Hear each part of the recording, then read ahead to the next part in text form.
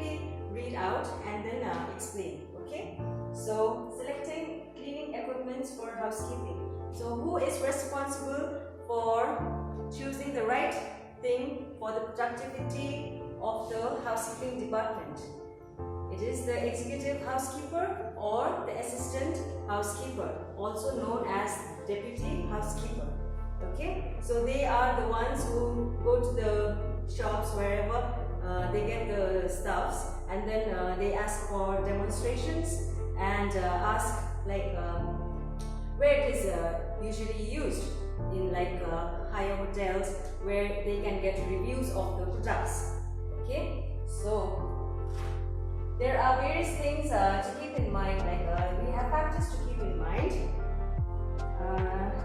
The first thing is productivity. Okay, how much square feet of carpet area can be cleaned in 1 hour? Okay, so in case you're buying a vacuum cleaner, in case the housekeeper is going for a vacuum cleaner, so it has to be such that how much time is required to complete half the portion of the carpet. Okay, so you keep a record of time. So these things are very important. So to save time and then how much efficient it is, that is how you know. So productivity and work performance. In terms of capacity and machine and consumer reports on performance. Okay, so every time you do an online shopping, so you know like what the product is like, right? So how do you know that? You go through the reviews of the people. Okay, so does the housekeeping executive or the deputy housekeeper does the same? Okay, they look for reviews. The next is the ease of handling. Ease of handling is in terms of size, weight and height of the machine, and ease of monitoring and operating.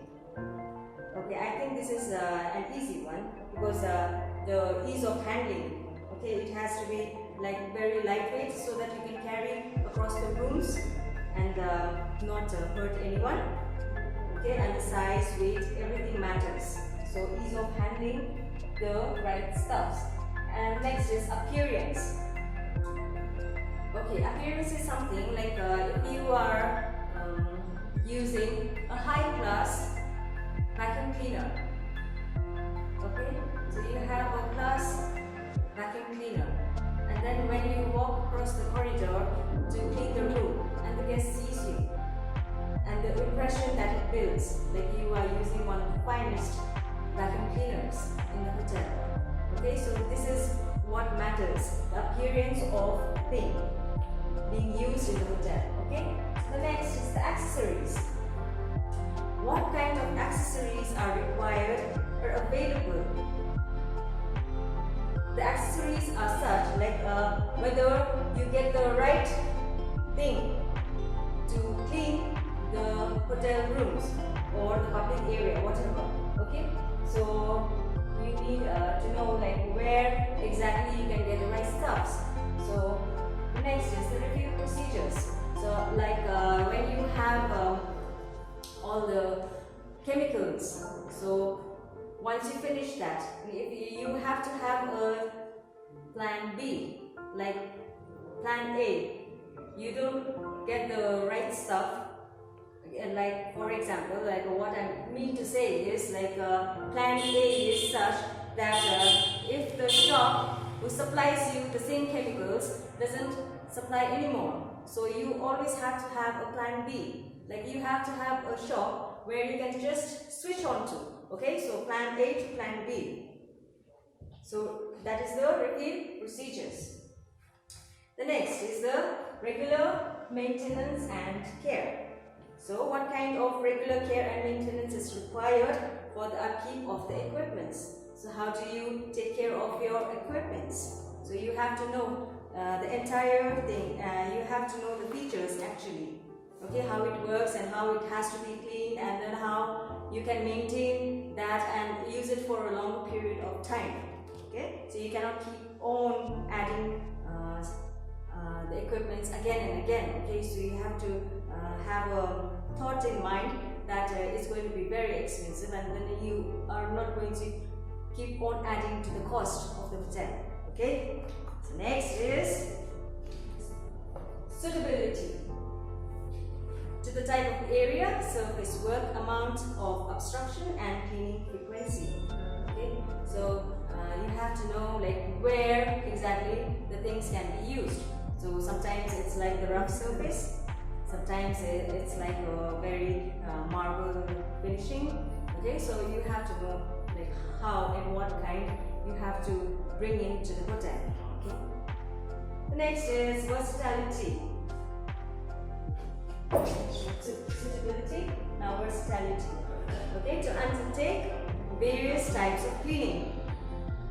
So what do you mean by this? It is for the multitasking purposes. Okay, so you have one equipment which will give you multiple help in cleaning various areas. Okay, you have one broom, so you can do a lot of things. Like with the broom, you can actually, if you don't have the broomstick to clean the cobwebs, you can always use a broom. Okay, so that way also you have to see like one equipment giving you n number of functions. Okay, so it has to have adaptability to many functions. Portability.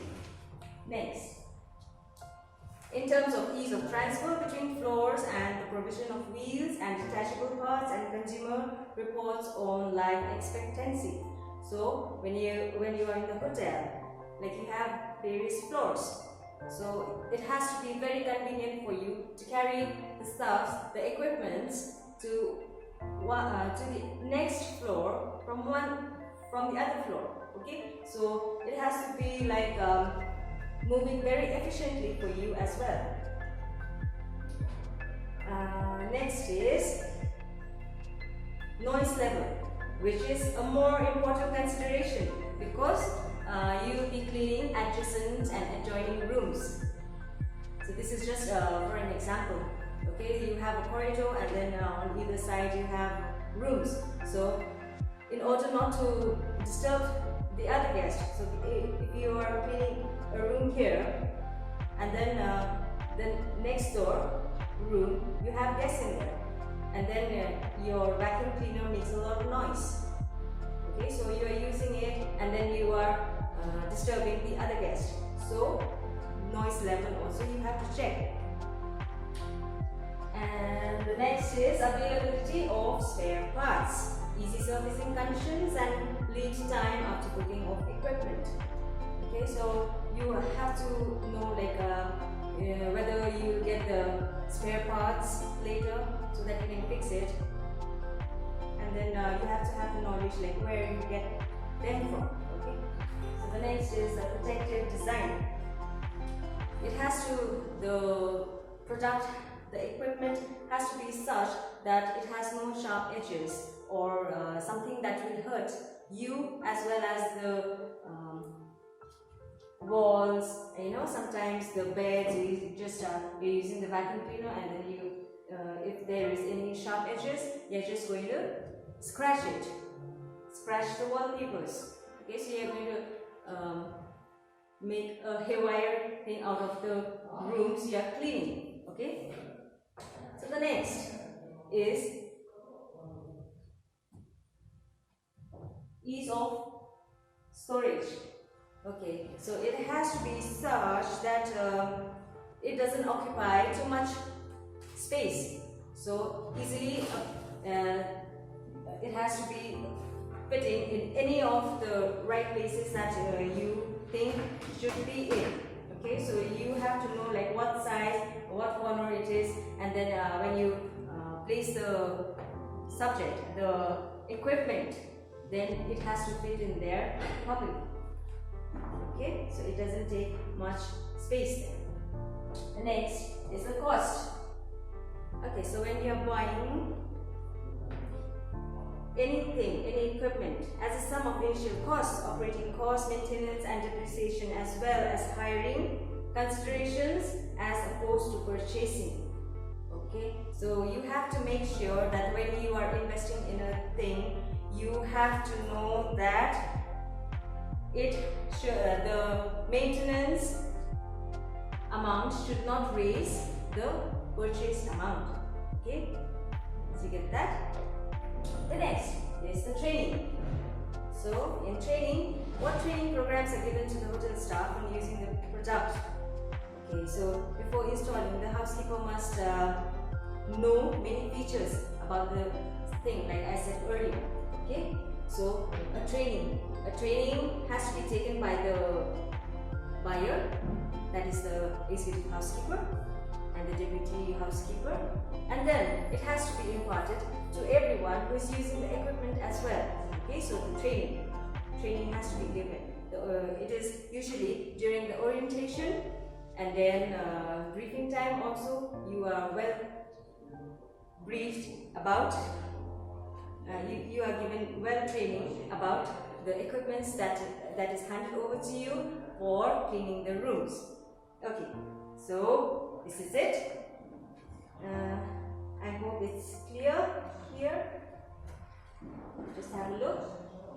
Right, you can just write it down, or like I'll be forwarding the notes that I have to you all.